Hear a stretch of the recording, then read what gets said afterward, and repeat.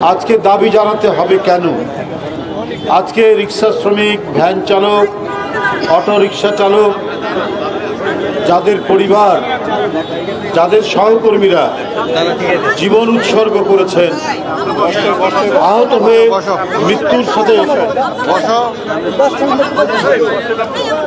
মৃত্যুর সাথে পাঞ্জা লড়ছেন তারা কেন আজকে স্মারকলিপি দিতে হবে। আজকে এই আন্দোলনের কারণে আমরা দেখেছি বৈষম্য বিরোধী অনেকেই গুরুত্বপূর্ণ পদে রয়েছেন, অনেকেই অত্যন্ত ক্ষমতাবান হয়েছে, কিন্তু এই রিক্সা শ্রমিক ভাইরা এরাও তো গণতান্ত্রিক সংগ্রামে শহীদ হলে 17 জনের বাসায় আমি গেছি, কোথায় যাত্রাবাড়ি, কোথায় আপনার শান্তিনগরের এই এলাকার বিভিন্ন বস্তি যেখানে তাদের পরিবাররা জীবনযাপন করছে। আজকে তাদের মেয়ে আমি জানি ব্যক্তিগতভাবে স্কুলে ম্যাট্রিক পরীক্ষা তার ফিস দিতে পারে না, কখনো আমাদের পার্টি অফিসে এসে কান্নাকাটি করে। যে আন্দোলনের ফসল ডক্টর ইউনূসের অন্তর্বর্তীকালীন সরকার, যেখানে অনেকেই আজকে উপদেষ্টা হয়েছেন এই আন্দোলনের কারণে, তারা আজকে রাস্তায় রাস্তায় হতাশ হয়ে বুক ভরা দীর্ঘশ্বাস নিয়ে ঘোরাফেরা করছে। তাদেরকে দাবি তুলতে হচ্ছে কেন? তারা রিক্সা চালায়, ভ্যান চালায়, অটো রিক্সা চালায়, পরিবারের জীবনযাপন করত। এই পরিবারের এতজন মানুষ আজকে হতাহত হয়েছে, তো এদের প্রতি তো প্রথমে দৃষ্টি দেওয়া উচিত ছিল সরকারের।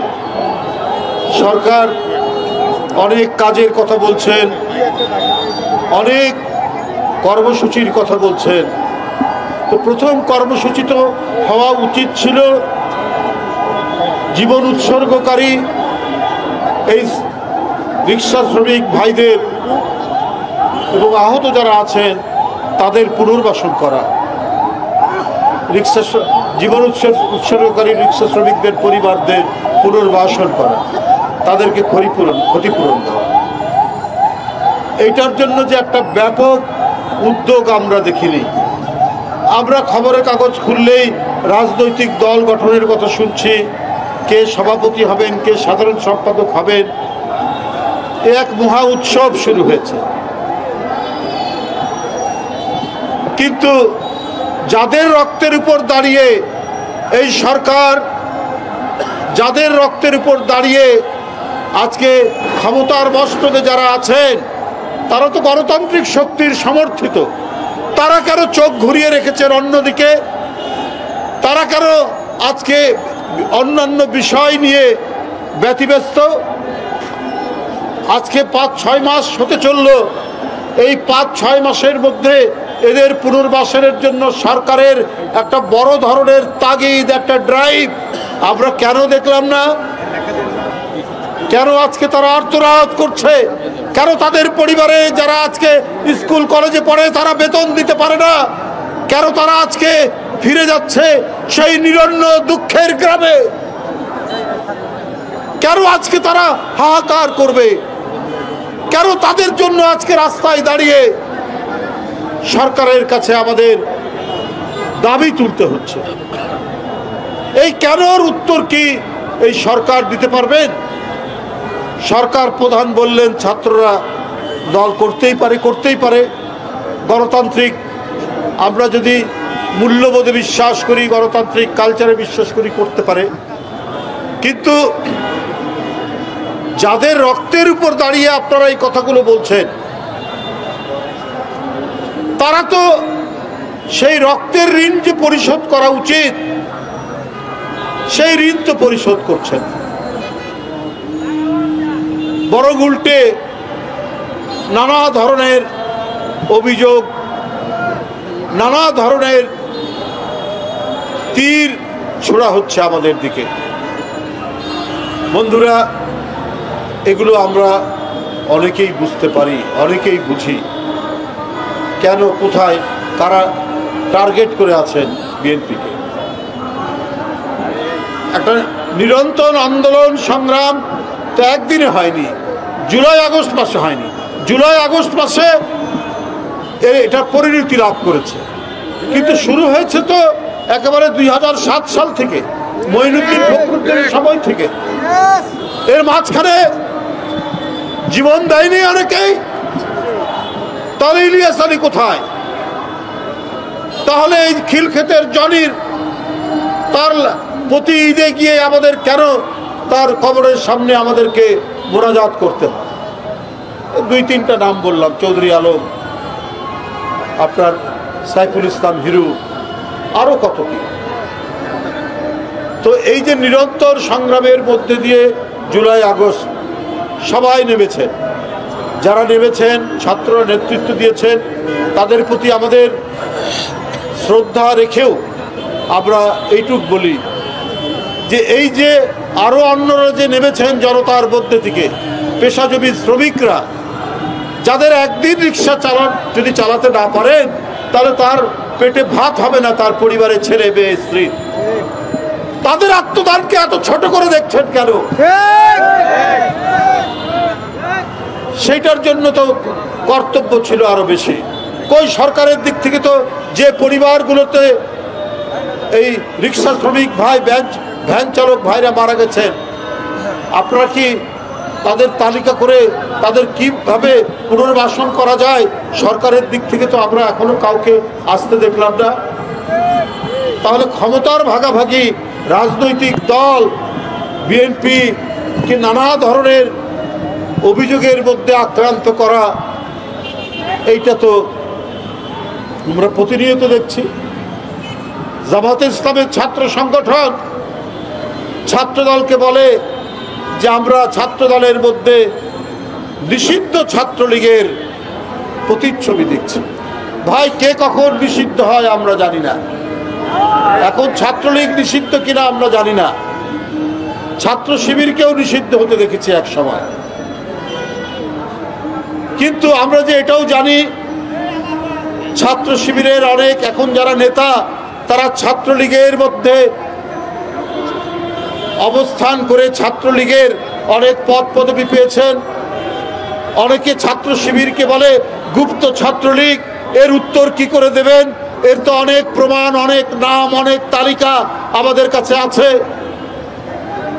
অবান্তর কথা কেন আপনারা বলছেন? কিসের জন্য এই সমস্ত কথা বলে আজকে গণতান্ত্রিক শক্তির বিরুদ্ধে এই বিভাজন তৈরি করছেন যে ঘোলা পানিতে মাছ শিকার করে নিজেরা কিছু হওয়া যায় কিনা, কিন্তু এইটা হতে পারবে না। বলছেন যে বিএনপিও তো কিংস পার্টি, জিয়াউর রহমান ক্ষমতায় থেকে এই দল করেছে। তাহলে কি করতে হতো?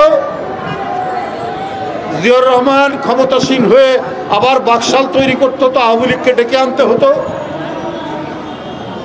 এছাড়া তো আর কোনো গণতন্ত্র দেখছি না। আরে শেখ মুজিব এক দল করেছেন, গণতন্ত্র হত্যা করেছেন, মিডিয়া বন্ধ করেছেন, রাজনৈতিক দলের তৎপরতা বন্ধ করেছেন, তারপরে তার নির্মম একটি মর্মান্তিক পরিণতি হয়। কিন্তু এই পরিণতির এটা দুঃখজনক। কিন্তু একদিকে গণতন্ত্রের পুনরুজ্জীবন, একদিকে স্থিতিশীলতার প্রতীক জিয়াউর রহমান। জিয়াউর রহমানের প্রতি সেনাবাহিনীর সিপাই জনগণের সমর্থন ছিল, তিনি জনপ্রিয় ছিলেন। তিনি রাজনৈতিক দল গঠন করেছেন গণতন্ত্রকে শক্তিশালী করার জন্য, দেশকে উন্নত করার জন্য। তাই জিয়াউর রহমানের সাথে আপনারা মেলান। আরে জিয়াউর রহমান যদি গণতন্ত্রের প্রথম বিপ্লবী অগ্রসৈনিক হয়ে থাকেন, সেটা জিয়াউর রহমান। যদি বহুদলীয় গণতন্ত্র, যদি প্রকৃত গণতন্ত্র হয়, এই প্রকৃত গণতন্ত্রের জনক জিয়াউর রহমান। স্বাধীনভাবে সংবাদপত্র পাঠ করা যদি গণতন্ত্রের অপরিহার্য শর্ত হয়, তাহলে সেই শর্তের মহানায়ক জিয়াউর রহমান। তিনি এই শর্তগুলো পূরণ করেছেন। আপনারা করেছেন জিয়াউর রহমানের উদারতার কারণে, তার বহুদলীয় গণতন্ত্রকে পুনরুজ্জীবন করার কারণে। যারা যারা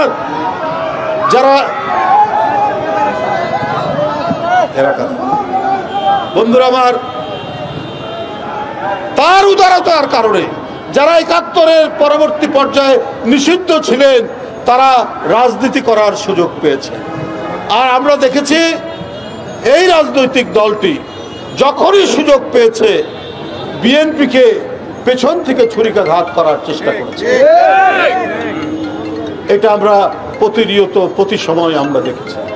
তাই বন্ধুরা আমার, আমি একটি কথা বলতে চাই, এই দেশ থেকে যেমন ইসলামী সংস্কৃতি, কালচার, আল্লাহর প্রতি বিশ্বাস, এটাকে যেমন মুছে দেওয়া যাবে না, যেটা শেখ হাসিনা করেছেন, বারবার চেষ্টা করেছেন ইসলামিক কালচার, মুসলিম সংস্কৃতি এবং আল্লাহর উপর বিশ্বাস, যেটা জিয়াউর রহমান সংবিধানে নিয়ে এসেছিলেন,